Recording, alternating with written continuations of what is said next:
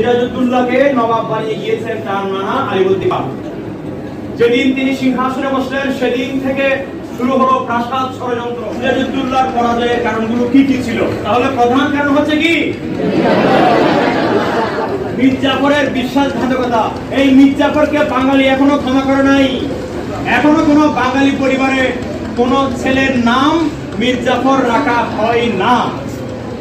মীর জাফর শব্দের অর্থ কি? বিশ্বাসঘাতক। তোমরা যদি কখনো বিশ্বাসঘাতকতা করো তোমাদের নাম হবে কি?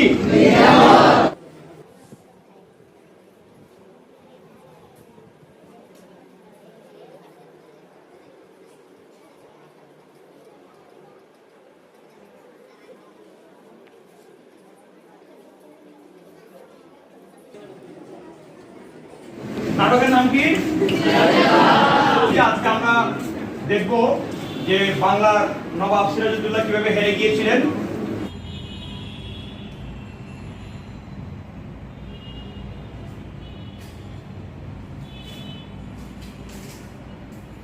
সিরাজউদ্দৌলাকে নবাব বানিয়ে গিয়েছেন তার নানা আলীবর্দী খান। যেদিন তিনি সিংহাসনে বসলেন সেদিন থেকে শুরু হলো প্রাসাদ ষড়যন্ত্র। বসিটি বেগম সিরাজের বড় খালা, আমরা সবাই জানি কিনা? বসিটি বেগম সিরাজকে মেনে নিতে পারেনি। সিরাজউদ্দৌলা সিংহাসনে বসে একটি রাতও ভালো করে ঘুমাতে পারেননি। চারিদিকে ষড়যন্ত্র আর ষড়যন্ত্র, প্রাসাদ ষড়যন্ত্র। বাঙালি সৈন্য ছিল 50,000, কামান ছিল 50টির বেশি। ইংরেজ সৈন্য ছিল 3,000, কামান ছিল 8 থেকে 10টি। সৈন্য এবং শক্তি অস্ত্র বেশি থাকার পরও সিরাজের বাহিনী ইংরেজের হাতে পরাজিত হয়েছিল।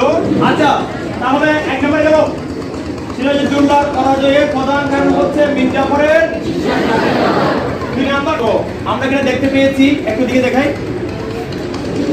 সিরাজের কাছের মানুষ কারা? এরাই তো বসিটি বেগম, শওকত জঙ্গ, মীর জাফর, মিরন, মোহাম্মদী বেগ, রাজবল্লভ, রায়দুল্লভ, জগৎ শেখ, মানিক চাঁদ।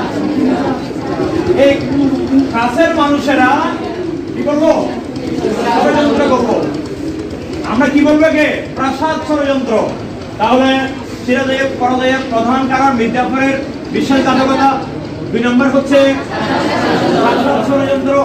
আরো কিছু পারিপার্শ্বিক কারণ রয়েছে, আশা করি আমরা বুঝতে পেরেছি। ভালো মানুষ কারা? ভালো মানুষ